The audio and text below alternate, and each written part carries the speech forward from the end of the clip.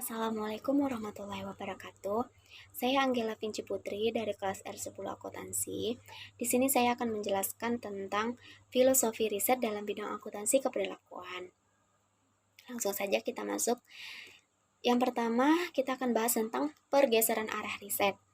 Pendekatan klasikal lebih menitik beratkan pada pemikiran normatif yang mengalami kejayaannya pada tahun 1960-an. Pada tahun 1970-an, terjadi pergeseran pendekatan dalam riset akuntansi. Ada dua alasan yang mendasari pergeseran ini. Yang pertama, alasannya adalah pendekatan normatif yang telah berjaya selama 1 dekade ini tidak dapat menghasilkan teori akuntansi yang siap digunakan dalam praktik sehari-hari. Yang kedua alasannya, usaha pemahaman akuntansi secara empiris dan mendalam adalah gerakan dari masyarakat peneliti akuntansi yang menitik beratkan pada pendekatan ekonomi dan perilaku. Next, filosofi paradigma metodologi riset. Suatu pengetahuan dibangun berdasarkan asumsi-asumsi filosofi tertentu. Menurut Burrell dan Morgan, pada tahun 1979, asumsi-asumsi tersebut adalah ontologi, epistemologi, hakikat manusia, dan metodologi. Pendekatan subjektivisme memberikan penekanan bahwa pengetahuan bersifat sangat subjektif dan spiritual atau transendental yang didasarkan pada pengalaman dan pandangan manusia. Hal ini sangat berbeda dengan pendekatan objektivisme yang berpandangan bahwa pengetahuan itu berada dalam bentuk yang tidak berwujud. Asumsi mengenai sifat manusia merujuk pada hubungan antara manusia dengan lingkungannya. Selanjutnya saya di sini akan menjelaskan berbagai paradigma metodologi riset. Yang pertama, paradigma fungsional. Paradigma ini merupakan paradigma yang umum dan dominan digunakan dalam riset akuntansi dibandingkan dengan paradigma lain sehingga disebut dengan paradigma utama. Yang kedua, paradigma interpretif.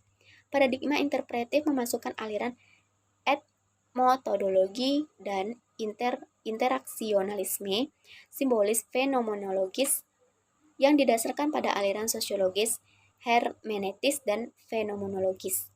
Yang ketiga, paradigma strukturalisme radikal. Pendekatan ini berfokus pada konflik mendasar sebagai dasar dari produk hubungan kelas dan struktur pengendalian, serta memperlakukan dunia sosial sebagai objek eksternal dan memilih hubungan terpisah dari manusia tertentu. Yang keempat, paradigma humanis radikal. Pendekatan kritis Habermas melihat objek studi sebagai suatu interaksi sosial yang disebut dengan dunia kehidupan, yang berarti interaksi berdasarkan pada kepentingannya, kebutuhan yang melekat dalam diri manusia, dan membantu untuk pencapaian yang saling memahami. Yang terakhir ada paradigma postmodernisme. Postmodernisme menyajikan suatu wacana yang sedang muncul yang meletakkan dirinya di luar paradigma modern. Bahkan dapat dikatakan bahwa paradigma postmodernisme merupakan opsi dari paradigma modern. Next, peluang riset akuntansi keperilakuan pada lingkungan akuntansi. Dengan menelaah riset akuntansi keperilakuan sebelumnya secara khusus, dapat diperoleh suatu kerangka analisis dan diskusi yang dibatasi pada peluang, terutama pada hasil potensi subbidang dan implikasinya untuk subbidang akuntansi yang lain. Ada 5. Yang pertama, audit.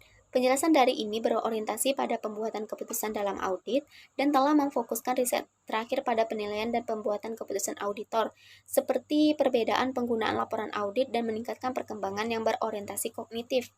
Yang kedua, akuntansi keuangan.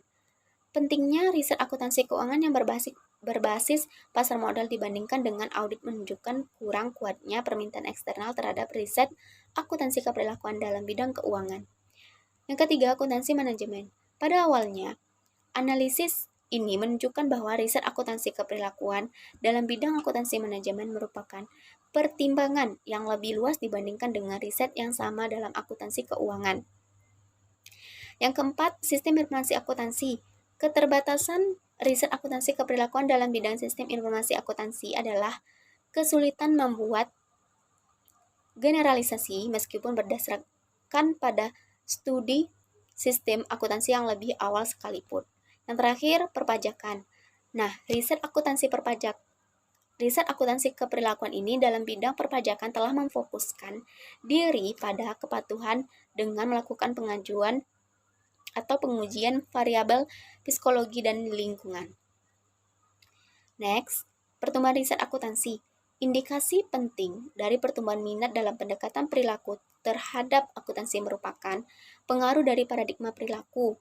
Untuk menangani dimensi ini, Dickman pada tahun 1998 memilih untuk menentukan persentase penulisan dan artikel yang diterbitkan oleh dua jurnal utama, yaitu Journal of Accounting Research dan The Accounting Review. Secara substansial, persentase ini penulis artikel lebih benar daripada persentase yang berhubungan dengan staf pengajar sebagai calon perilaku. Selanjutnya saya akan menjelaskan tentang perkembangan riset akuntansi keperilakuan. Nah, di sini wawasan dalam riset akuntansi keperilakuan saat ini diperoleh dengan dua cara, yaitu yang pertama, survei publikasi utama dari riset akuntansi keperilakuan. Yang kedua, klasifikasi topik artikel yang dipublikasikan dan pemetaan publikasi terhadap model perilaku individu. Adapun teori keperilakuan tentang perusahaan ini, teori modern perusahaan terkait dengan arah tujuan perilaku yang dipastikan berkaitan dengan tujuan, motivasi, dan karakteristik dalam menyelesaikan masalah anggotanya. Tujuan organisasi akan dipandang sebagai yang pertama, hasil pengaruh dari permulaan proses antar peserta organisasi. Yang kedua, penentu batas pengambil keputusan perusahaan dan penyelesaian masalah aktivitas. Adapun model motivasional dari perilaku manajerial ini, pengujian terhadap literatur berdasarkan organisasi motivasional mengungkapkan bahwa kebanyakan dari penulis atau empiris dan teoritis sebenarnya mendasarkan tulisannya pada motivasi partisipan dari tingkat yang lebih rendah. Terakhir, saya akan menjelaskan tentang wawasan untuk masa depan. Nah, di sini masalah utama di masa mendatang adalah bahwa pendanaan untuk riset ini akan berkurang jumlahnya.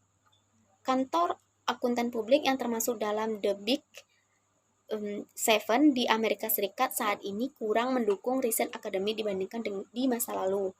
Nah, di masa yang akan datang, apakah masing-masing individu akan melakukan pelatihan yang lebih baik dengan kemampuan untuk menarik identifikasi atau masalah-masalah yang mudah dilakukan dengan bekerja dengan ketekunan dan keuletan agar berhasil dengan disiplin ini? Maka dari itu, itulah yang menjadi wawasan untuk masa depan. Oke, sekian dari saya. Hanya itu yang dapat saya presentasikan. Mohon maaf kalau ada kata-kata yang salah. Wabillahi taufik wal hidayah. Wassalamualaikum warahmatullahi wabarakatuh.